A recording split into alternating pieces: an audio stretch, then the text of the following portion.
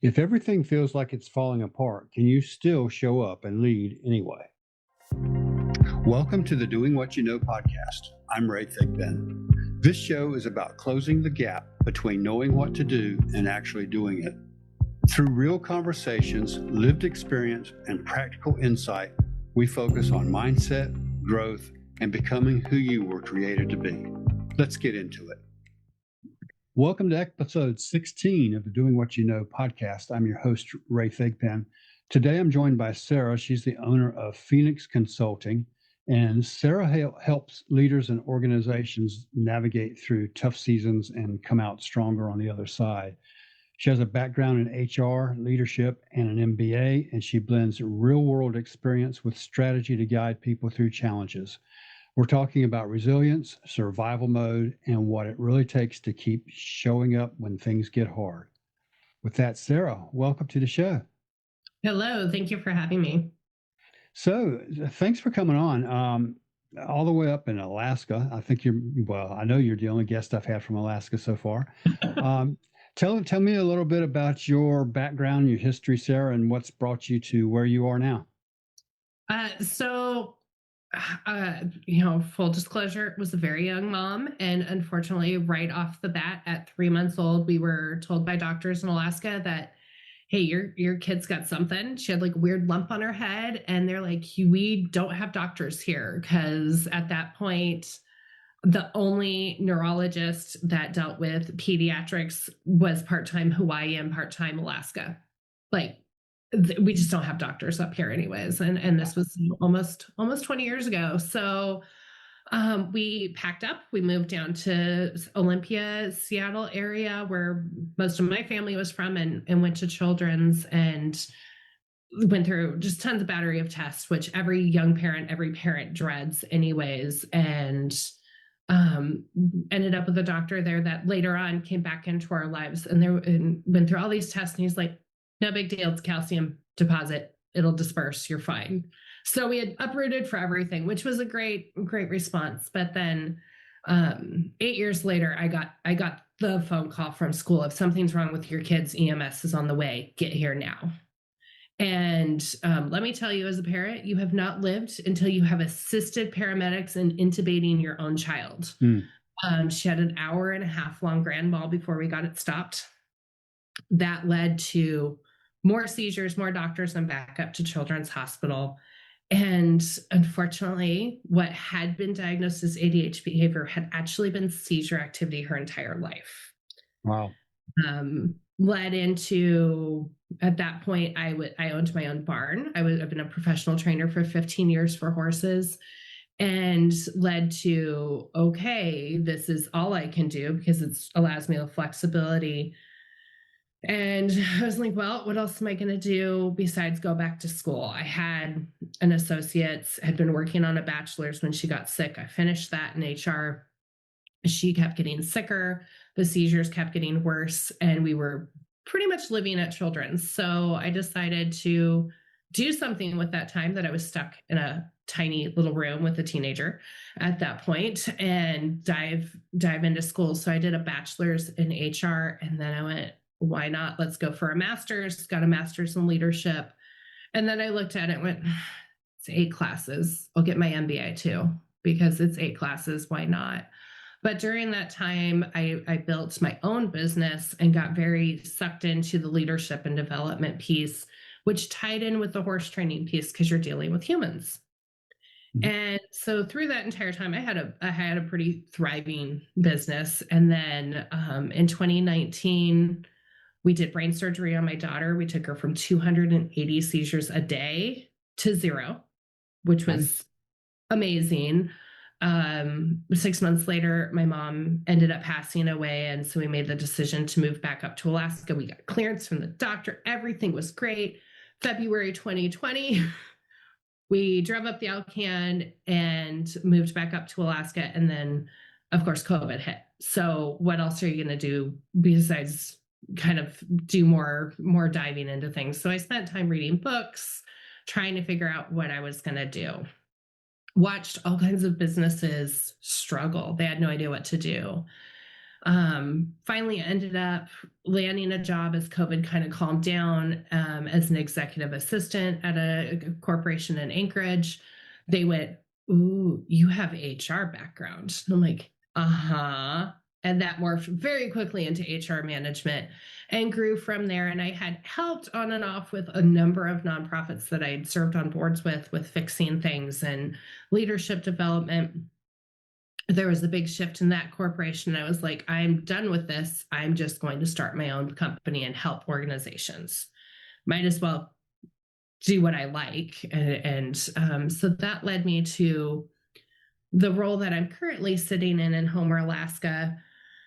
It all ties in. One of my writing students started telling me about problems that they were seeing at this senior center in tiny little Homer, and the problems they had, and they brand new board, and they had concerns, and they hadn't seen financials, and they hadn't seen things.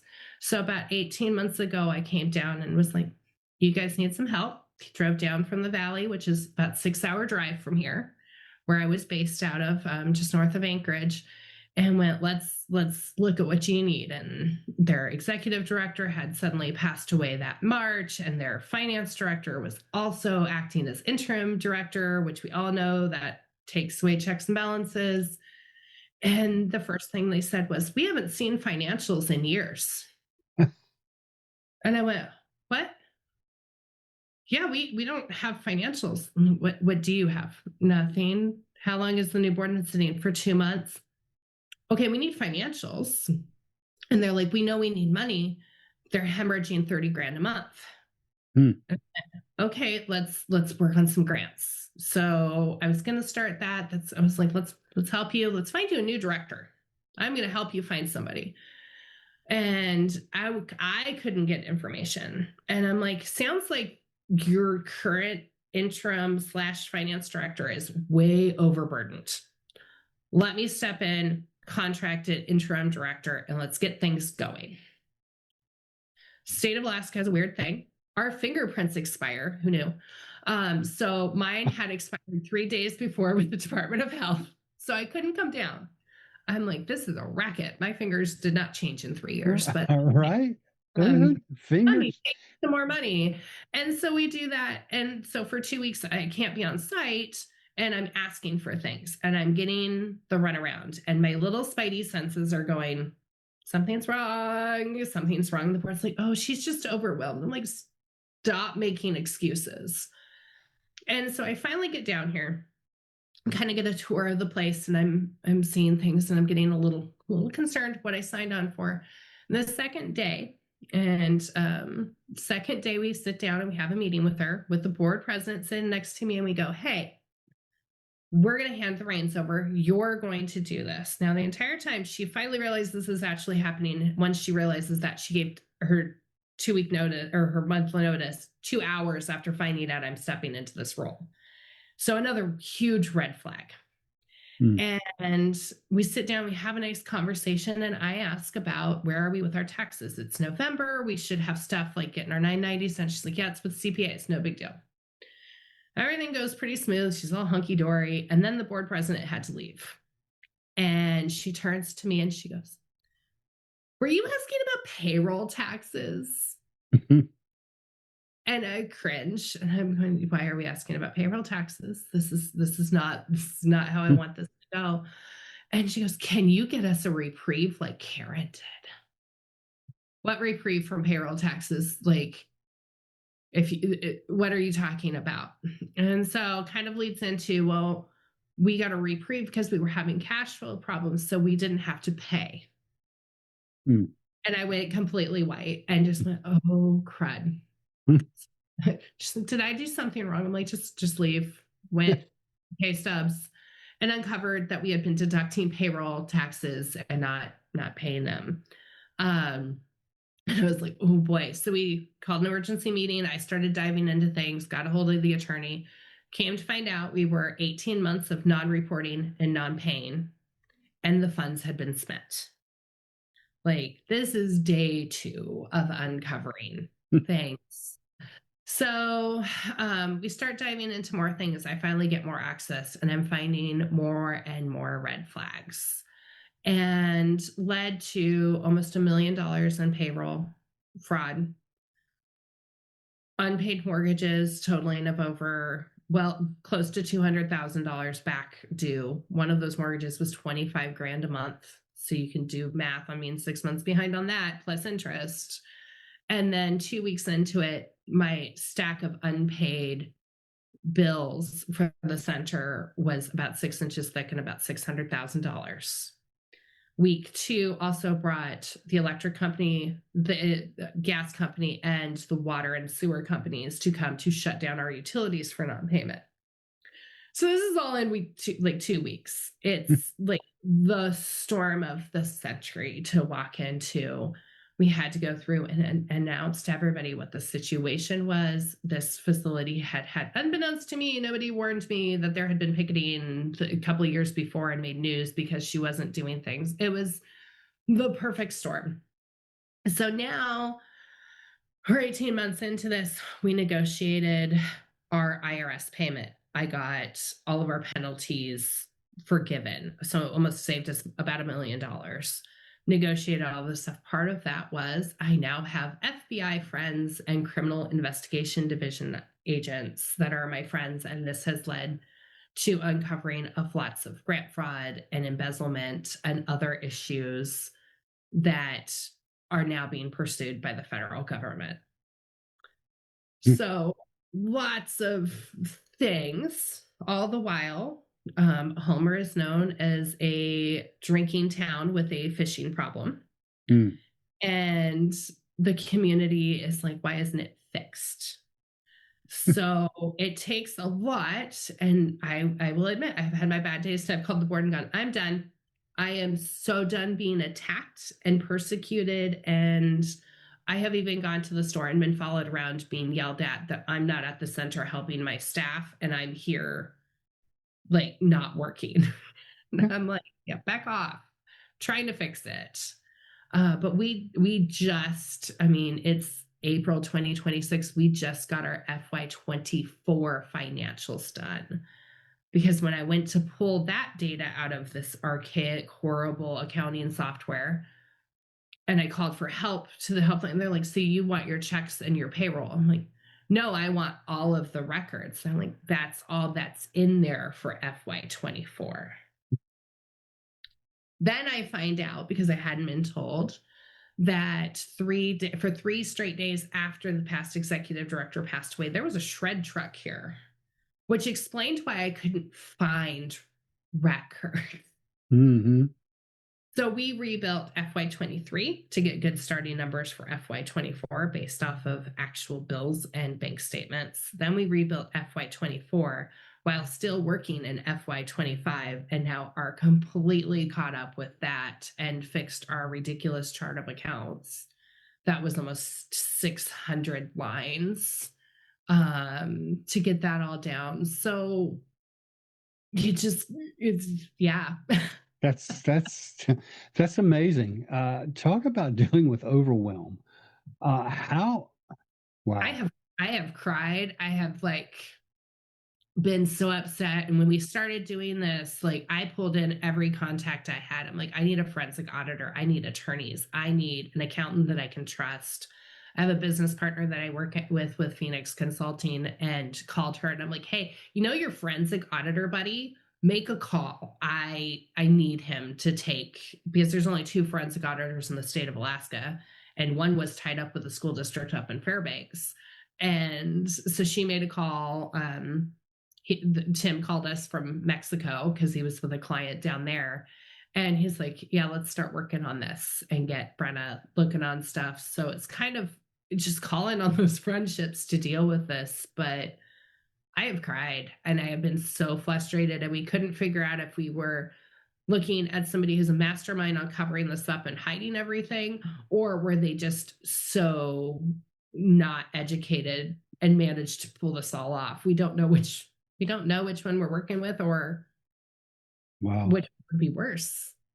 But there's so many agencies that have this, and I've now talked to 2 others just in our Kenai Peninsula borough of Alaska that are in a very similar situation just in the past few weeks. So did you take on a position with this company, or were you I have a now consultant? I started as a consultant. It led into kind of overcoming everything, and there's parameters about how long you can be a 1099 and when it becomes so. I actually took a permanent executive director role, and last November, they were really pushing. They're like, "We want you to move down here." That's not a small thing. I have a farm. I have horses and rabbits and dogs and cats and all the things.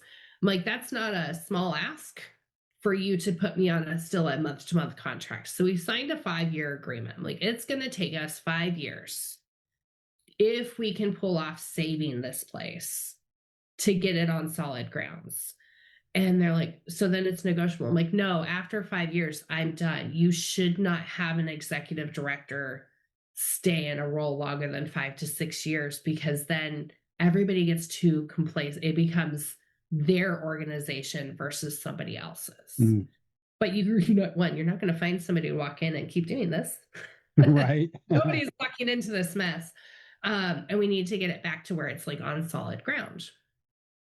So I'm still consulting and still have other clients, but chose to stay because this nonprofit, the senior center, is not just a senior center. We also had, we're reopening the adult day services program, which is like respite care for caregivers to bring their loved ones with mental health problems, dementia.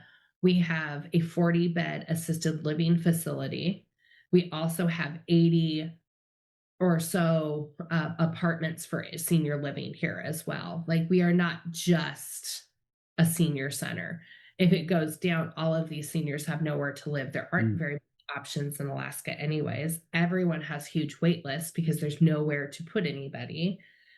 We don't yeah. have a choice but to stay open. And I was like, let's do this.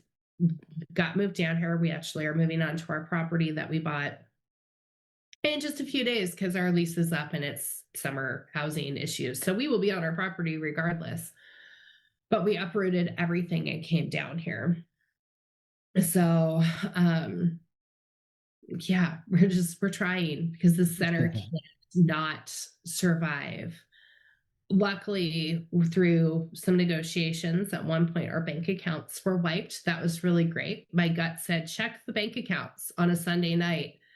And my fiance was in the kitchen and I just started bawling. And he's like, what is your problem? I just pointed at the screen. Everything had been wiped out by the IRS.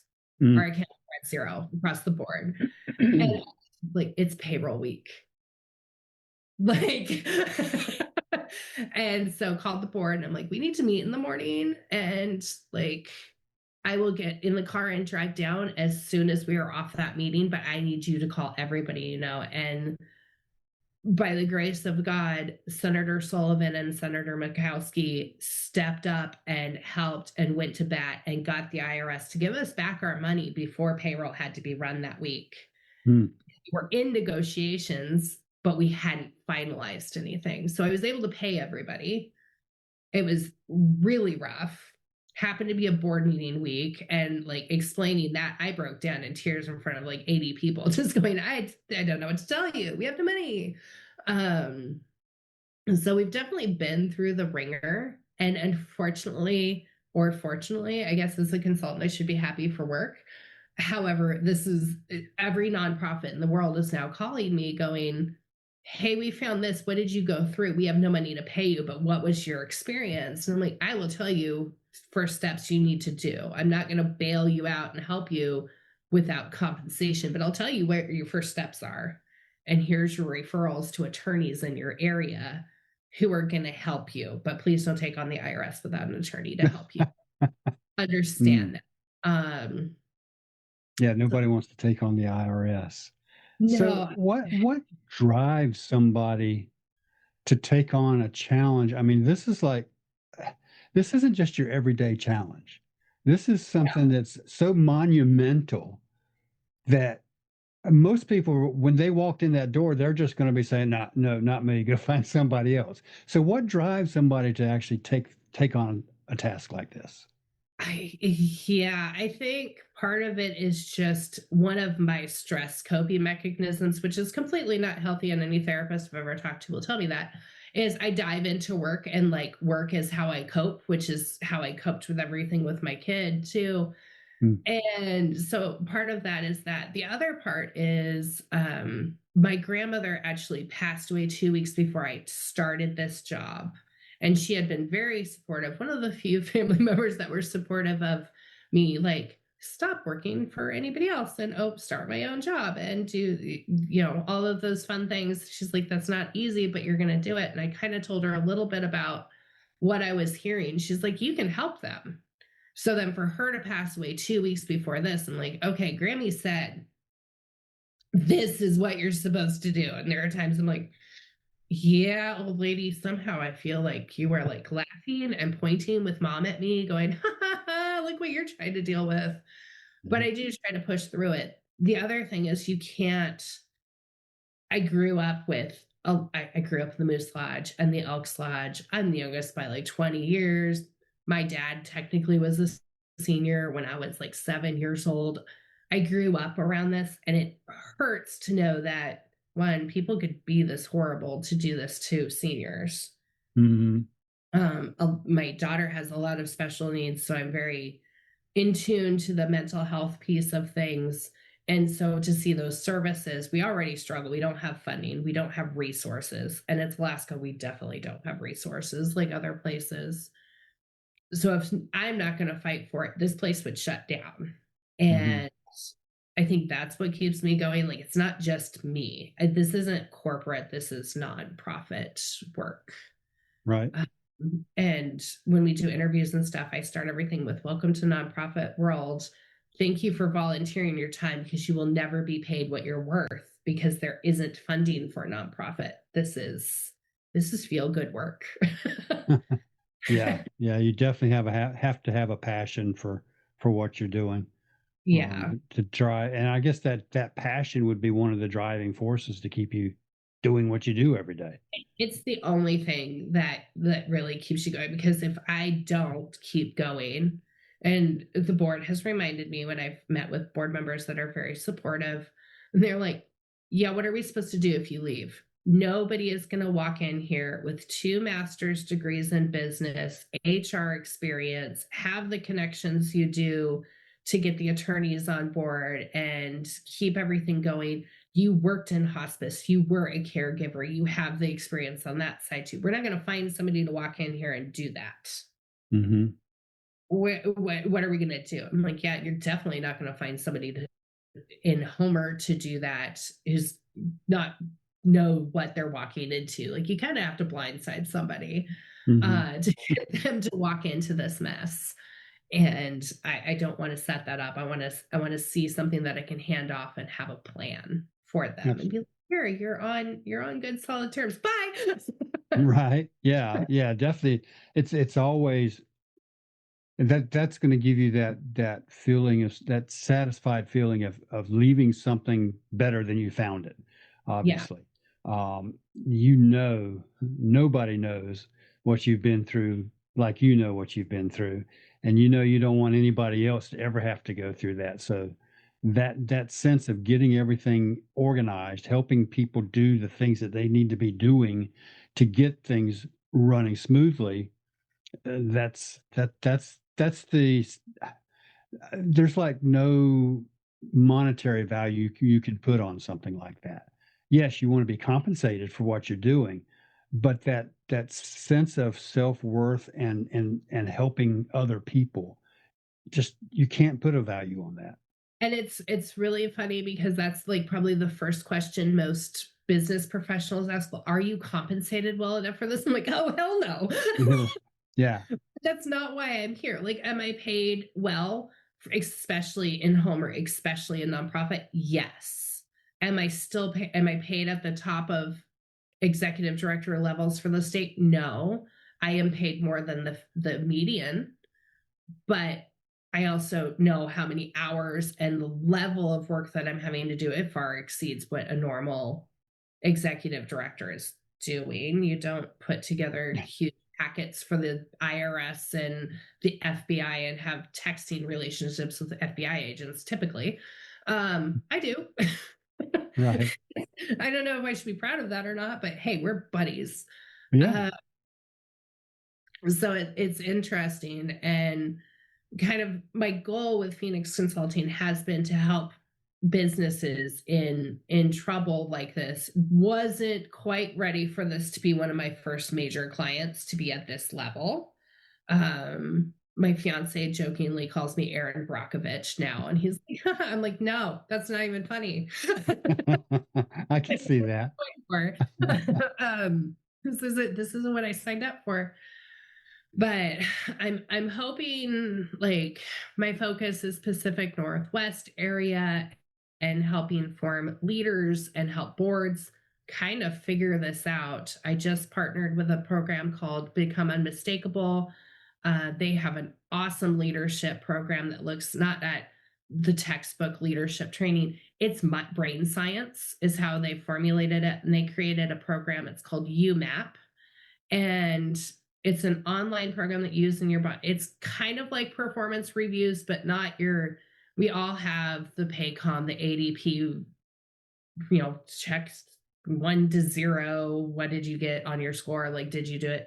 It trains people to have conversations. Everybody in your organization builds their profile. It shows you left and right brain thinking, like where are you going in your personal life.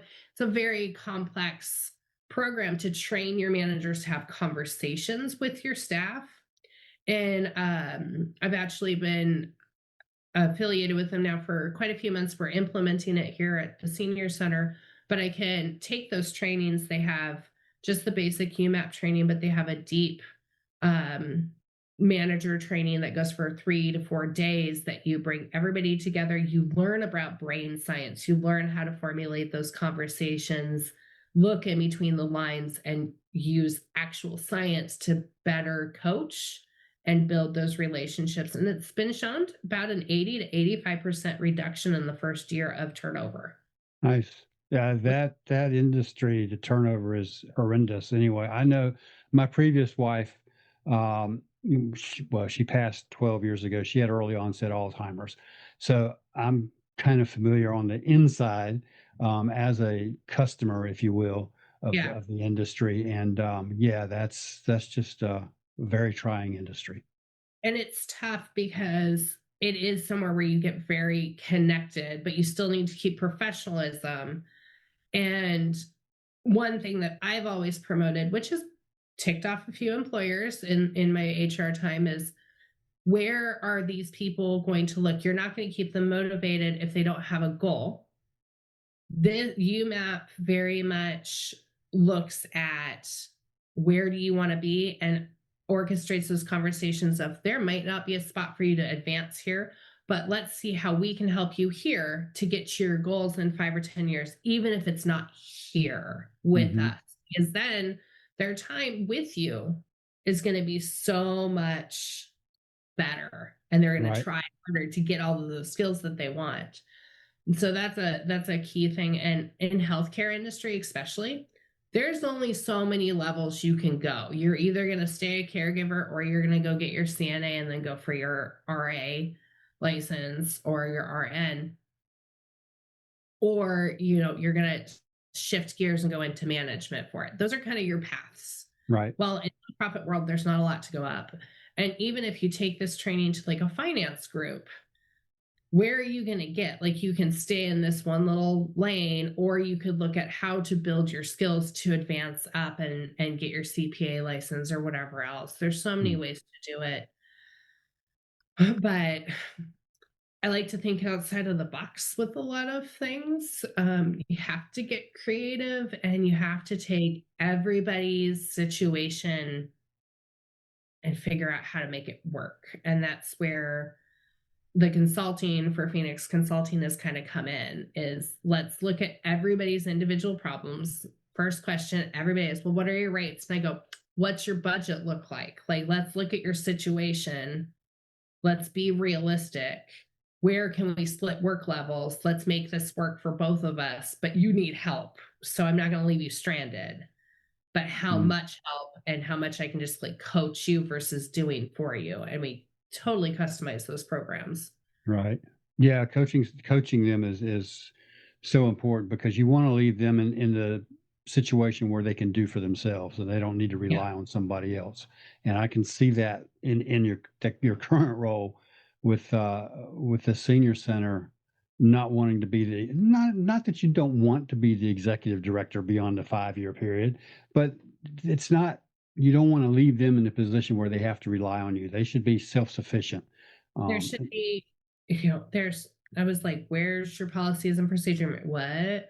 Where's the nothing? Like there was nothing. There was the bare minimum for licensing, but nothing above that. And or it was this weird, awful policy book that had been designed. And I'm like, you have boxed yourselves into so many corners and so many contradicting policies. We just threw it out and started from scratch. mm. So But obviously, I could see that you are quite the problem solver, um, and that's awesome. Tell me a little bit more about what your personal goals are, or your business goals with Phoenix Consulting. How do you want to branch out from where you are now? so Alaska is huge. If you look at our state, like if you look at the state, I am down on the very end. We are the spit. We are 6 hours from Anchorage. Anchorage is kind of in the center, and then Fairbanks is way up north towards frozen north. Unfortunately, we're all still getting snow. It's April, and we're still getting snow. But looking at helping nonprofits, I'm fine going out into the villages. I'm fine doing that, but looking for more of an online way to reach more. And oh, I think I'm like 10 days into having a school community that I started up, and just kind of trying to get some traction with that. My goal with that is to offer free resources with basic general information. One of the things that I'm currently rolling out, and I tried over the weekend to get a bunch of stuff done, but I came down with the world's worst cold and sounded like a frog and then was out, is the first fiery 90 days. And it's a 4-part, just very quick overview of what you need to handle when you walk into a dumpster fire of a Mm, thing. Probably, and this community is completely free, so it's just basic information. Going to start a second community where we dive into things, which will be a paid community. It seems mhm. to be a great platform to be able to give more information and get those kind of things going. Right. So your current community is Business Leadership Trenches. Is that right? Yeah. So it's business leadership trenches. It's real world talk about what issues are you having. Like we all have similar issues. And I'm a very firm believer of healthcare can learn from retail and finance. Finance and retail can learn from healthcare. We all have similar things. It's all customer service. Mm, And so, what problems have you found? What accounting softwares? I come from agricultural. My fiance is an agricultural consultant. One of their biggest things is don't ask a farmer to do numbers. Oh, please, just don't.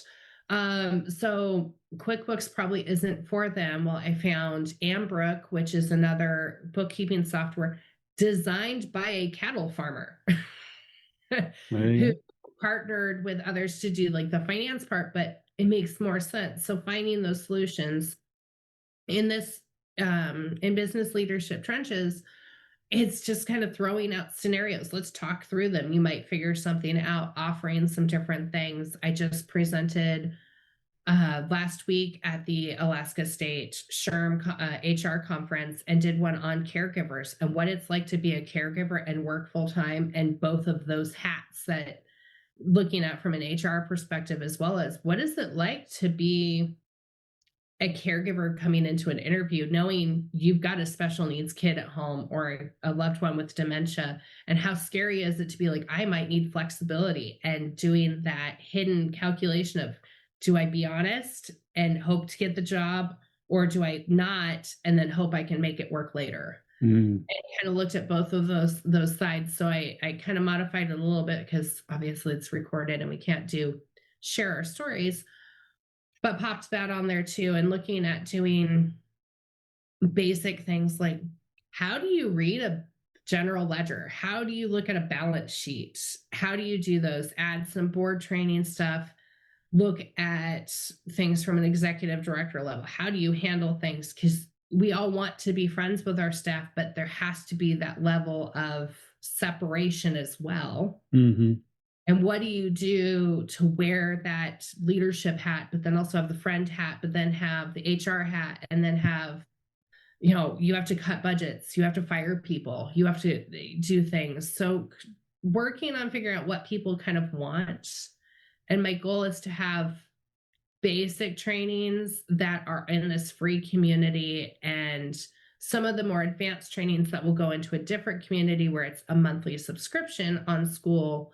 We'll still have those in that free community where it can be a one-time purchase for that specific thing. So you don't Right. have to have a monthly reoccurring thing if there's just one class you're looking at. Right. Being able to kind of play, everybody's got different budgets, everybody's got different goals. Sure. You might not need to know how to read a balance sheet, but you're very interested in a program. I'm going to kind of expand that first fiery 90 days and do 90 days of step by step. Let's talk about issues. Let's look at what you should be doing next and do a more deep dive into that. Yeah. Because I've lived it. I've lived it with a few different organizations. So let's get to this first 90 days. If you can survive 90 days, you're probably better off. Right. Yeah. Business is not for everybody. It takes a totally different mindset. And I like the idea of your school, your free school community, the business leadership trenches, where everybody kind of gets together and discusses their particular issues, but they can relate to uh, different types of businesses, for example, like you were saying. Um, that group in itself can act as a type of mastermind group, if you will. Yeah. Um, and that's one of the things Napoleon Hill says is one of the secrets to success is joining a mastermind or being involved in one. And I think that's a great way to help people, and also to lead them towards your paid school community to get more specific or more detailed training. Yeah, and it's people think business is just for the executive level. Every single person in your organization is part of your training. And one of the things that I cover in the first couple sessions of the first fiery 90, talk to your janitors. People don't think about that, and I'm like, they know everything. Mm-hmm. They are who you go talk to find out all of the scoop, because unfortunately it's an unseen position. Nobody notices the person taking out the garbage. They're hearing everything. Everybody vents to them, everybody gripes, because what are they going to do? That's who I go to talk to things. I don't talk to my middle managers very much about what do you think the problems are. I go talk to the lowest of on the totem pole, so to say. They're not. They're who keeps your organization running. They should be like revered. They're the ones that keep everything nice and clean and make you look presentable. But they know all the things. They've watched everything. They know who the managers are that aren't really doing their jobs. They know who the staff are that are doing more than they should. That's who you go talk to. That's such an interesting perspective. It's you see movies, high schools, and the kids are always confiding with the janitors, and I think there's been movies written Oh or yeah. about the janitor. But yeah, that's a unique perspective and something nobody really thinks about. Um, but yeah, that's good. um, we're gonna wrap. We've been well past our 30 minutes. This has been so interesting. Um, let's just wrap it up with this, Sarah. Any thoughts that you can give the audience, maybe a helpful tip if somebody's struggling or in a dumpster fire, rather than just throwing their hands up and screaming, "I can't do this," and leaving? What would be the first tip you would give them? First tip is admit out loud that you are in over your head and you need help.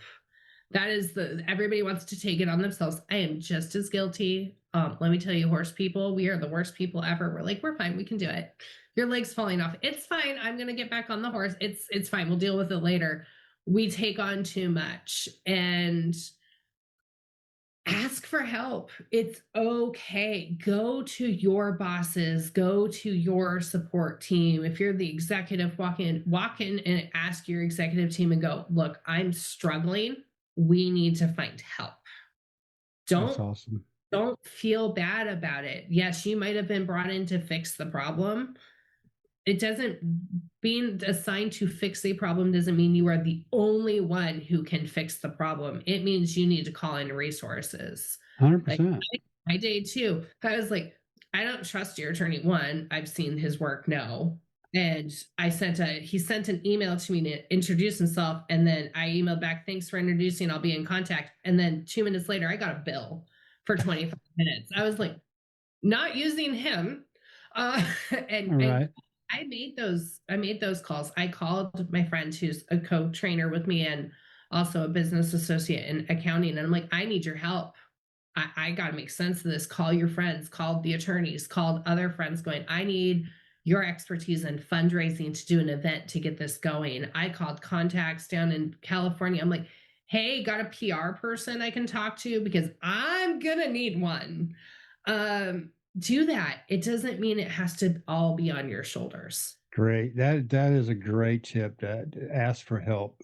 People just tend not to do that because they feel like they're shirking their responsibilities or just not doing their job.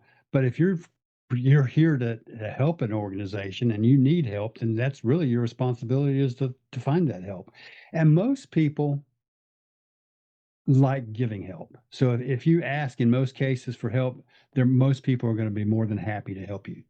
So And if like people come to me and they expect, if I don't have the answers, I'm like, I don't. Let me connect you. Give those referrals yes. because it might be somebody that specializes in something specific. Like I have a contact, Andrew Jacobs, who's absolutely wonderful. His specialty is to walk into the most high level Fortune 500 boards that are dysfunctional as heck and fix them. That is his specialty. Mm, And so if I have somebody reach out like that, that's who I refer them to. sure. Others I can help. He refers to me. It's okay to not be the one with the answers. So if you're the one getting asked for help and you don't know it, don't feel like you're letting them down. But if you don't have a referral, say, let me help you find somebody. Let's call some other people who might also have a referral. The Use those power. networks. Yep. The power of networking. That's It's huge. great. Well, I think we're going to wrap it up on that. Networking is huge, and that's how we've met, actually, networking through school. So, um, anything else about school before we jump off? It's a great space. If you're not on it already, like I've made some really good contacts. There's some very interesting school communities on there. Definitely hop on, do some searches, get to know it a little bit. It's such a supportive environment. I think a lot of us are burnt out on social media Mm, groups because I mean, let's face it, Facebook is horrible. People are mean. And I can tell you, I haven't had a single negative interaction on school yet. And it's just been wonderful. yeah, I totally agree. The thing about school is people aren't going to be in your communities unless they're like-minded of some sort anyway. So yeah, you don't see all those controversies that social media crops up. So I'm going to leave the link to your business leadership trenches in the show notes. Perfect. Um, and and I think you've got a link for your Phoenix Consulting as well. Yes. I'll leave that as well. And any other contact information you want to put there? All of my information is on there, including it's my cell phone. That is my contact on there. It's out there all over the place. I'm on so many boards I gave up. If you've got, it doesn't matter if it's just you need a referral, you want somebody to chat with, get an idea, shoot me a text. I just ask that you tell me who you are and preferably what time zone you are in. Do remember I am an hour behind Seattle, so Mm. we are a little bit. I do have my phone on silent at night, so don't feel bad. I won't wake up. But reach out, let's connect, let's see what we can do. And it doesn't matter where you are in the United States, Canada, I can give you some ideas. I don't work in Canada, but it's always fun to connect with people from other countries. I've got a couple connections that are like in Ireland and stuff that, man, they've got some weird laws. If you start getting into that, you're like, oh, I'm glad I do HR here. Yeah. Awesome. Well, thanks again, Sarah, for coming on. It's been, wow, so much information that you've shared today. It's been so helpful. I know there's tons of nuggets that you dropped, and it's going to help a lot of people. So, again, Really it's been a appreciate it. pleasure. Yeah, thank you so much. All right. Growth happens when knowledge turns into action. If you're ready to keep that work going, join us inside the Doing What You Know community at doingwhatyouknow.com/team. Thanks for spending this time with me. Until next time, keep doing what you know.